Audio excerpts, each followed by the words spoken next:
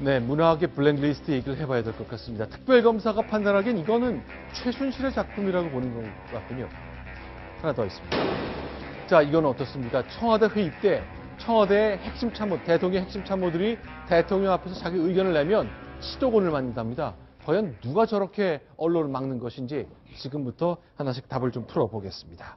자, 윤경민 부장께 좀 먼저 말씀을 좀 여쭤보고 싶은데요. 자, 문학의 블랙리스트 이게 나왔는데 어느 정도까지 정리가 된 겁니까? 문학의 블랙리스트 나온 지는 오래됐습니다만 아직 실체가 완전히 드러나고 있지는 않습니다. 네. 일단 박영수 특검팀이 자세히 들여다보고 있는데요. 네. 이게 또 최순실이 또 대통령에게 이런 요청을 해가지고 블랙리스트 작성을 한 정황이 있어서 지금 네. 검찰이 자세히 들여다보고 있다 이런 보도까지 나오고 있습니다. 자, 지금 화면에 보시는 것은 한국일가 보도 입수해서 보도한 내용인데, 네. 자, 누구 선언했다, 세월호 시국 선언했다, 754명 저렇게 통째로 다 블랙리스트에 들어갔다는 게 현재까지 주장인 거죠. 네, 그렇습니다. 문재인 후보를 지지를 했던 사람들, 그다음에 박원순 서울시장 후보 지지했던 사람들, 세월호 시국선언 참여했던 사람들 비롯해서 모두 약 10,000명 가까운 어마어마한 숫자에 이르는데요. 네. 최순실이 이제 박근혜 대통령한테 자기가 문화 관련 사업을 하기 위해서 걸림돌이 되는 네. 문학의 좌파 인사들을 좀 블랙리스트를 작성을 해서 이 사람들한테 불이익을 줘야 되지 않겠느냐 이런 필요성을 제기를 했고 네. 박근혜 대통령이 김기춘 비서실장에게 지시를 해서 김기춘 비서실장이 정무수석실에서 저거를 네. 만들도록 하고 교문수석실을 통해서 문체부에 전달했다. 네. 이런 정황을 가지고 아직 확실히 드러난 건 아닙니다만은 검찰이 지금 특검이 지금 들여다보고 있습니다. 네. 네, 오늘 새로 추가된 소식은 이제 영국의 네. 맨부커상, 네. 그 권위 있는 문학상이죠.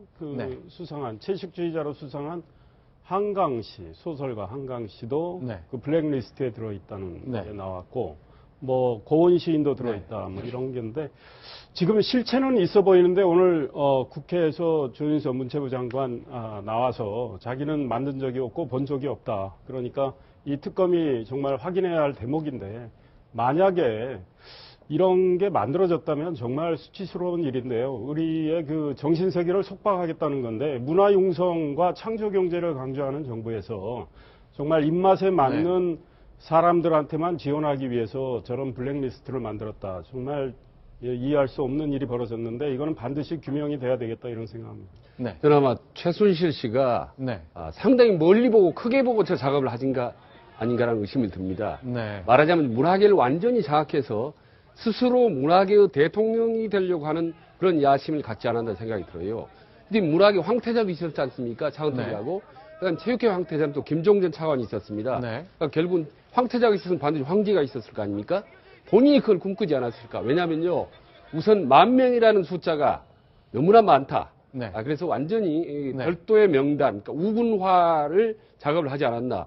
또 하나는 지휘 라인이 벌써 아주 체계적이다. 네. 그래서 결국 본인을 위한 사업도 챙기고 네. 그 다음에 문학을 완전히 장악해서 훗날에 자기 대권까지도 염두에 둔 거 아닌가라는 상당히 강한 의심을 들게 하는 게 이 방대한 블랙리스트 파동이라고 저는 생각합니다. 네, 그동안 몇 차례 소개가 된 적이 있습니다만 유진룡 전 문화체육관광부 장관이 직접 얘기를 했습니다. 자기가 김기춘 전 비서실장, 당시 비서실장과 함께 일할 때 A4 용지에 있는 블랙리스트, 문학의 블랙리스트를 보았다는 겁니다. 일단 유진룡 장관 얘기를 듣고 그러면 이 블랙리스트에 올리면 어떤 피해가 있는 것인지 그것도 얘기해 보겠습니다. 먼저 소개합니다. 박근혜 당선인께서 문체부 장관 자리를 제안을 했던 말씀하셨던 게 문화예술인들 중에서 자신을 지원한 사람이 몇 명이나 되겠느냐. 아마 거의 없지 않겠습니까? 그렇죠. 그랬더니 본인은 그런 사람들을 다 안고 갈 생각을 갖고 있다. 문체부 장관 직을 맡았습니다. 그런데요. 허태열 비서실장이 계실 때까지는 그런 약속에 전혀 문제가 없이 저는 지켜졌다고 생각을 하고요. 김기춘 실장으로 바뀐 이후에는 A4 용지에다가 몇백 명 정도 그 정도를 이름을 적어온 거를 문체부에서 적용을 해라.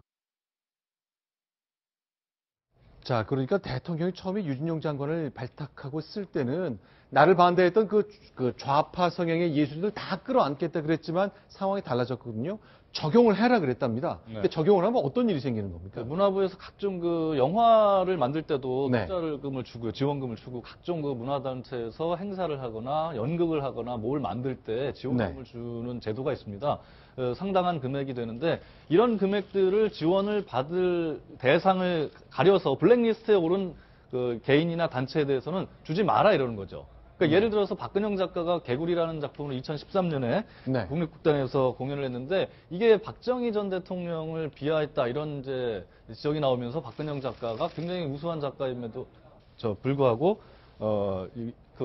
다 됐는데 지원금을 못 받은 사례가 있고요. 또 저희가 정합뉴스에 잠시 후에 이제 단독 기사로 나갈 예정입니다만은 개인뿐만 아니라 이제 연극단체라든지 갤러리 이런 데서도 지금 블랙리스트에 많이 올라가 있는데요. 실제로 뭐 지원금을 신청했는데 아주 우수한 성적을 신청했는데 받지 못했다. 네. 의아하게 생각했는데 이게 블랙리스트에 자신들이 있었구나라는 걸 네. 뒤늦게 한 그런 사례도 있을 정도입니다.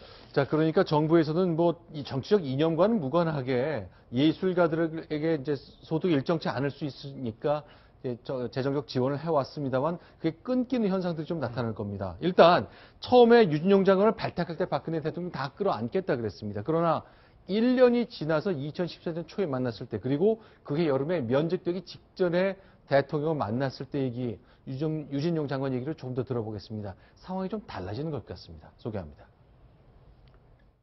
제가 대통령을 만났던 게 2014년 1월 말이었는데요. 원래 약속했던 것처럼 그렇게 해야 된다고 생각합니다. 네, 네. 그랬더니 대통령께서 원래대로 하시라고 다시 약속을 하셨어요. 그리고 제가 면직되기 바로 며칠 전에 대통령하고 단 둘이 안 하시더라고요. 그래서 저는 지금도 이게 정말 대통령 뜻인지 뭐 한 대여섯 번 한 것 같아요. 한 1년 4개월 동안에. 대통령이 2012년 대선 때 내세운 슬로건이 100% 대한민국이에요. 100% 대한민국. 네, 그렇습니다. 국민 대통합을 강조를 하셨거든요. 그러니까 취임하시고 나서는 정말 자기를 찍지 않았던 분들에 대한 포용 정책을 쓰겠다는 맥락에서 문화예술계에 특히 뭐 진보 성향이 많은 분들이 거기에 계시니까 네. 그 포용하겠다고 해서 유진용 장관한테 그 책임을 맡긴 거 아닙니까? 그래서 네. 유 장관이 정말 신나서 열심히 해보겠다고 했던 건데 네. 허태열 비서실장, 이 정부의 초대 비서실장이 있을 때는 아무 문제가 없었다는 건데 2013년 8월에 김기춘 비서실장이 들어오시죠. 네. 공안검사 출신이시고 네. 그렇기 때문에 김기춘 비서실장이 들어오시고 나서 바뀌었다는 거 아닙니까? 네. 그러니까 2014년 1월에 대통령 단독 면담 신청해서 이러시면 안 됩니다 했더니 대통령이 원래 뜻대로 그대로 가세요 한 건데 한 두세 달은 조용했답니다. 그런데 계속 내려오니까 이제 좌절감을 느끼고 또 반항도 하고 그러다가 결국은 경질이 된 거죠. 그런데 맨 마지막에 면직되기 직전에 대통령 독대를 했다는 얘기를 하거든요. 그때는 어떻게 하실랍니까? 그랬더니 대통령이 아무 말도 안 했다는 것은 원래대로 하시라라는 얘기 좀 생각이 바뀐 거 아닌가 싶기도 하네요. 저는 실제로 대통령께서 그런 말을 했는지 조금 이제 의심스러운데요. 네. 블랙리스트 만들어서 그걸 분류하고 또 필요하면 또 관리도 하고 미행하고 또 공작도 하는 게 사실 정보 정치 아닙니까? 근데 저는 기본적으로 박근혜 대통령이 사실 정보 정치는 어렸을 때부터 큰 죄의식이 없이 저는 많이 익숙해져 있을 거라고 봅니다. 왜냐하면 아버지 박정희 대통령이 당시에 중앙정부 통해서 자연스럽게 이제 정보 정치했기 때문에 그런 부분들이 부지불식간에 본인에게 익숙해져 있을 가능성이 높다. 거기다가 또 후반에 정보 정치에 가장 익숙한 김기춘 비서실장이 들어오면서 블랙리스트라는 저런 작업을 아무런 생각 없이 국정 운영에 하나 더 방편으로 생각하고 추진을 하지 않았을까, 시행을 하지 않았을까 그런 의심이 듭니다. 결국은 김기춘 실장이나 그 관계자들이 계속 대통령께 이렇게 가셔야 됩니다라고 했을 가능성이 커요. 네. 그래서 이 문화 융성의 핵심은 다양성인데 네. 이제는 획일성으로 가다 보니까 저렇게 리스트를 계속 좀 더 업데이트를 시켜가지고 사람들을 거의 1만여 명가량 네. 뭐 좌파 성향으로 분류하면서 이 문화 융성과는 정반대의 길로 간 거. 이 문제는 정말로 규명이 돼야 되겠다. 굉장히 심각한 문제라. 이게 사실은 표현의 자유, 사상의 자유와 다 헌법 위반과 관련된 거기 때문에 네. 특검에서 그래서 아마 집중 수사를 하고 있는 것 같아요. 근데 솔직히 어느 정부나 네. 약간의 그 블랙리스트 작업 비슷한 건 합니다. 다 관리 대상이라고 그래서 네. 어느 정도 정리해서 그걸 좀 관리하고 우호적으로 또 당기기 위해서 이런 노력들을 합니다만은 저렇게 많은 숫자가 40,000명이라는 어마어마한 숫자를 통해서 조직적으로 지시를 내려가서 하는 거는 저건 완전히 차원이 다른 거죠. 상당히 위험한 거죠, 저건. 아니요, 근데 과거 정부에 이명박 정부나 그러니까 뭐 노무현 정부나 DJ 정부나 좀 관리해야 될 우파 예술가, 좌파 예술가 이런 게 있긴 있다는 얘기입니까? 예, 그러니까 우군과 비판자들 대상을 네. 어느 정도는 구분하는 작업을 그러니까 리스트에 크게 문제일 뿐 있긴 다 있었다는 얘기예요? 그러니까 어느 정도는 이제 분류적 정도는 사실 하는 게 사실입니다. 그거는 네. 뭐 경찰이든 뭐 정부에나 청와대 근무했던 사람은 다 아는 사실입니다. 그런데 지금 같은 경우는 질적으로 양적으로 완전히 다른 케이스죠. 네. 너무나도 거대한 공작 정치고 나머지 기본적인 작업들은 예, 사실 하고 있는 건 사실이죠. 자, 그런데요. 자, 김형한 전 민정수석의 업무 수첩도 굉장히 그 청와대의 속사를 보여줄 수 있는 것이지만 유진용 장관이 했던 이 대통령 직접 만났던 이야기, 비서실장을 통해서 만났던 이야기를 쭉 공개하고 있습니다. 한 발 더 나가 보겠습니다. 유진용 장관이요. 대통령과의 대화, 그리고 대통령과 하는 회의 문화에 대한 얘기도 언론에 공개했습니다. 소개합니다. 대통령께서 가령 뭐 정부 조직을 어떻게 바꾸겠다 이제 이런 말씀을 하시는데 네네. 제가 내각에서 토론을 해서 결정을 했어야 되는데 이거를 그렇게 결정을 하신다는 거는 위험한 조직입니다. 그랬더니 그러면 뭐 내가 대한민국 모든 사람의 얘기를 다 들으란 거냐 결정을 내시더라고요. 거의 토론이 없죠. 돌아가면서 한마디씩 하는 형태를 토론이라고 생각을 하시는 그런 것 같아요. 각부 장관 네.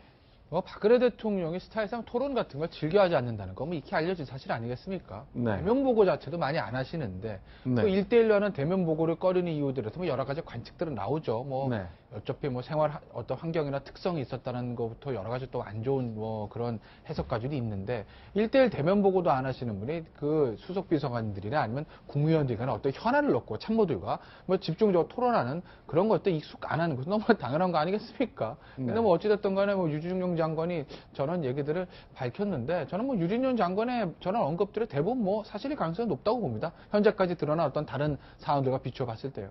네. 글쎄요. 근데 대통령이, 그러니까 대통령 앞에서 많이 들으십시오.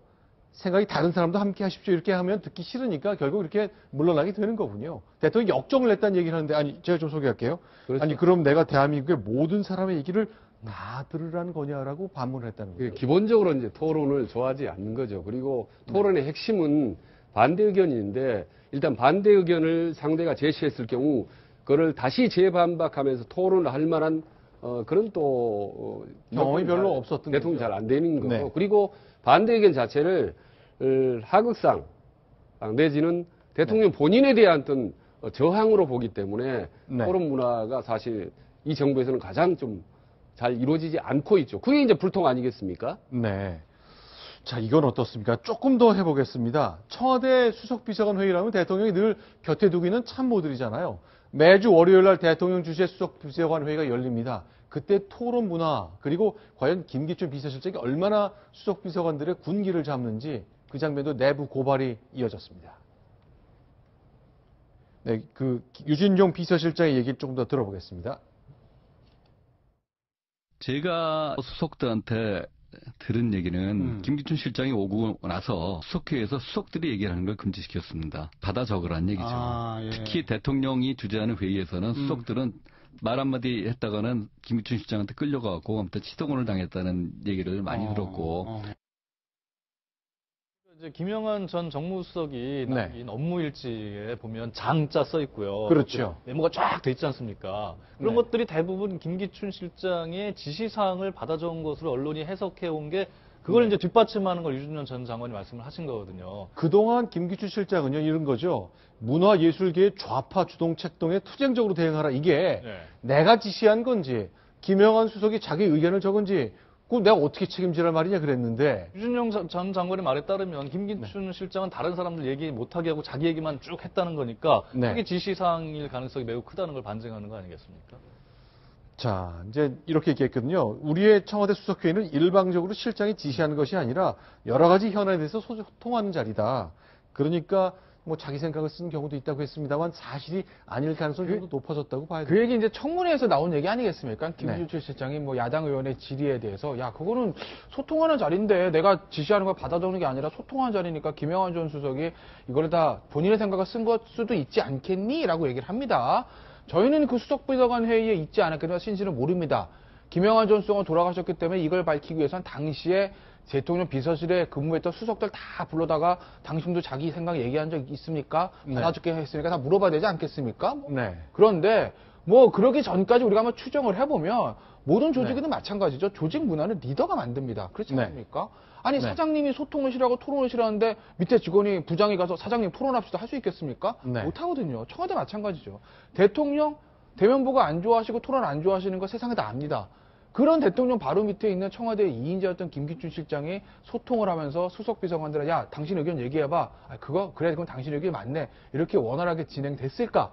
글쎄요. 저는 그거보다 김기춘 실장의 일방적인 지시로 운영이 됐을 확률이 조금 더 높다고 생각합니다. 1년의 인터뷰에서 드러났습니다만 유진용 문화체육관광부 장관은 사실은 이제 노무현 정부 때도 문체부 차관을 지냈었는데 그때도 대통령과 청와대가 듣기 아주 불편한 얘기 많이 했었는데 이 기억 많이 하실 것 같습니다. 역시 배짱 있는 공무원인가? 이건 어떻게 해석해야 됩니까?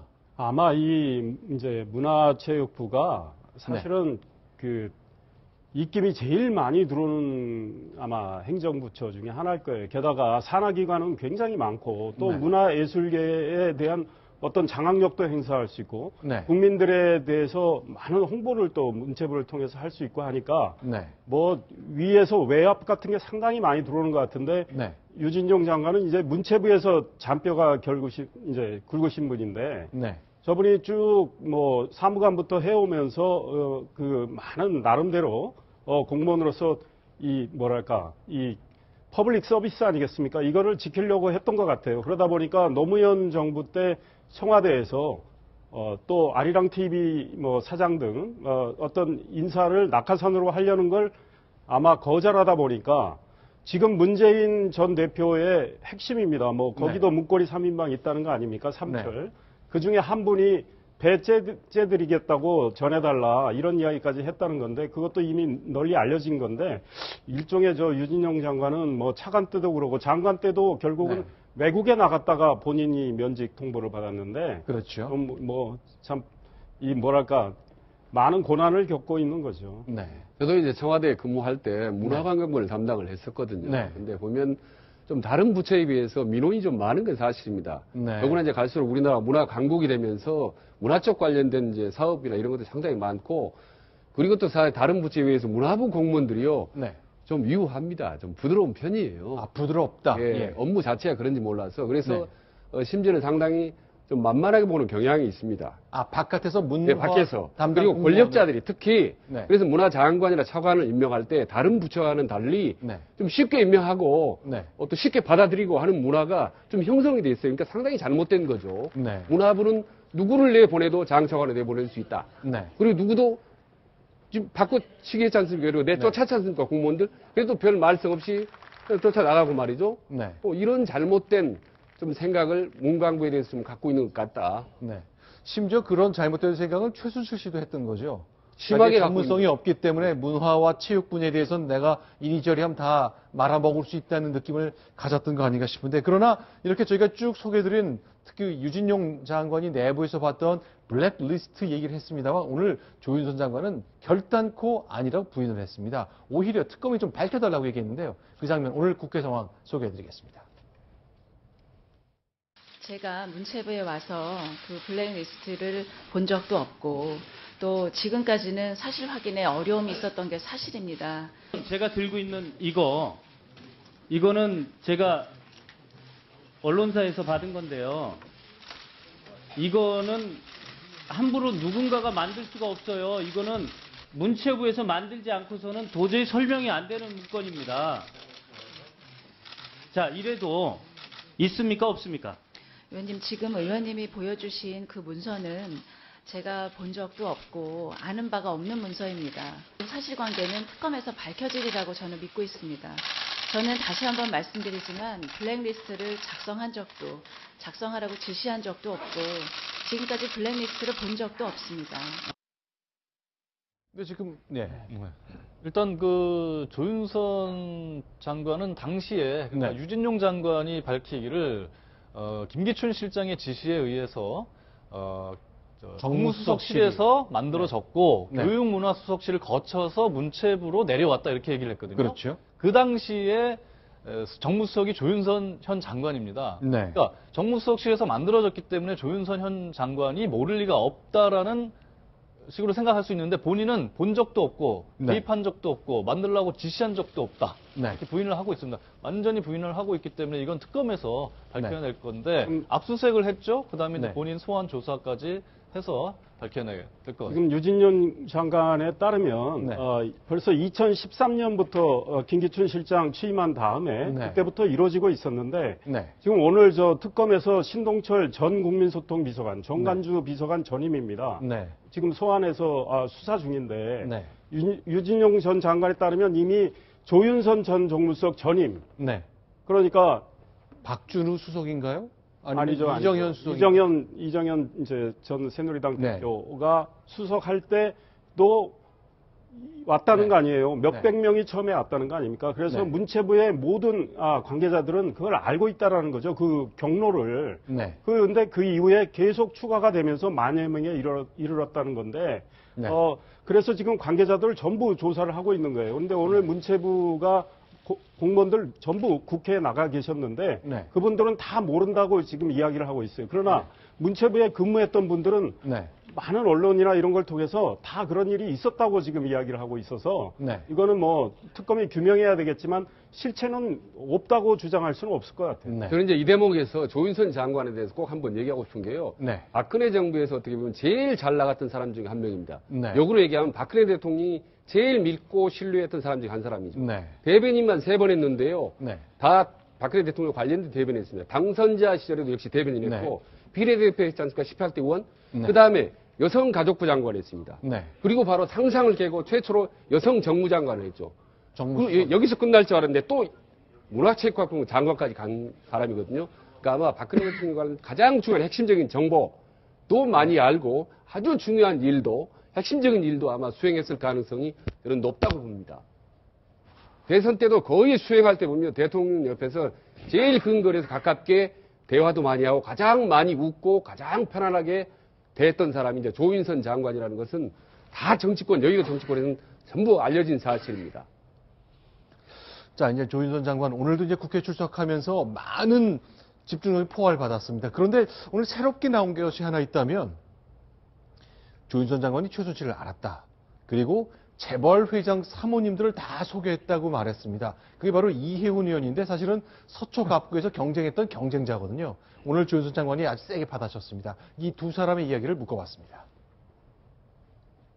저 말고도 당내 전화를 받은 의원들이 뭔 얘기를 하냐면 재벌 사모님인 분들이 나한테 최순실을 여왕님 모시듯이 모시고 와서 인사시킨 사람이 조윤선. 저는 사실은 이 정부에서 중요한 직책에서 일을 했기 때문에 웬만한 것은 다 견뎌야 되는 것이 제 몫이라고 생각했기 때문에 지금까지 이렇게 있었습니다만 오늘 아침에 그 발언과 같은 발언에 대해서는 더 이상 묵과할 수 없어서 오늘 법적인 조치를 취했고.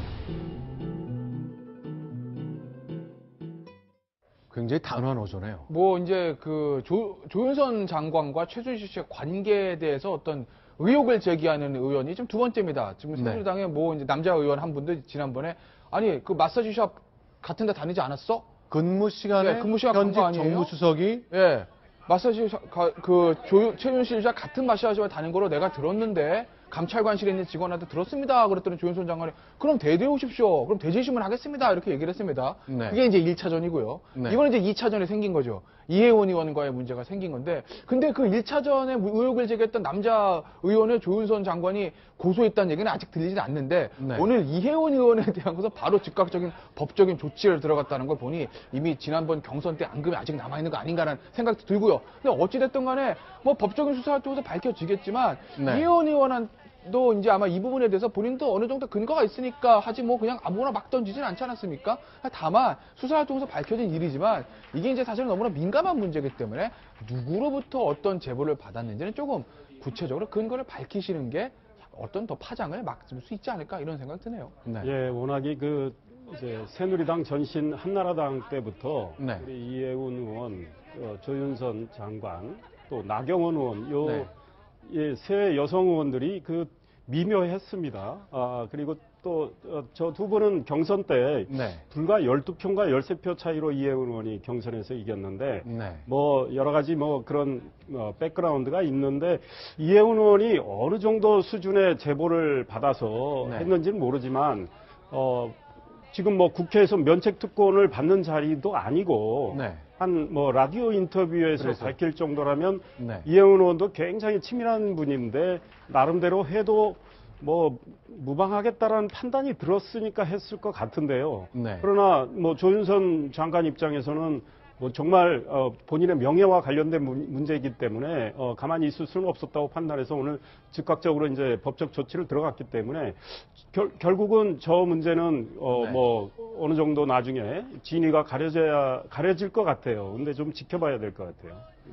자, 그러니까 저 한 의원은 당신이 현직 정무수석 시절에 최순실 씨와 함께 그 마사지 클럽에 같이 갔다가 민정수석실에 적발이 됐고 그래서 조사를 받은 적이 있다. 내가 그 공무원을 이 자리에 데려올 수 있으니 다음번에 증인으로 나와서 대질에 응하겠느냐라고 물었을 때 하자 그랬거든요.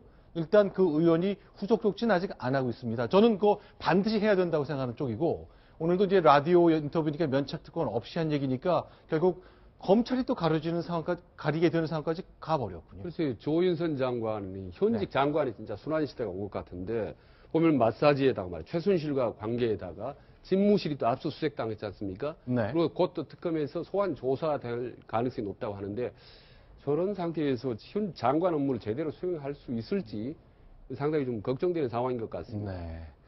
알겠습니다. 어쨌건 나는 최순실을 본 적도 없고 전화한 적도 없고 대화한 적도 없는데 같이 마사지샵 갔다 그랬고 최순실을 대기업 총수에게 소개하면서 여왕처럼 맞들라고 얘기를 했다는 사실 혹시 확인될지 모르겠습니다만 어쨌건 양 당사자 중에 한쪽은 좀 다치게 되는 상황이 될 수 있을 것 같습니다.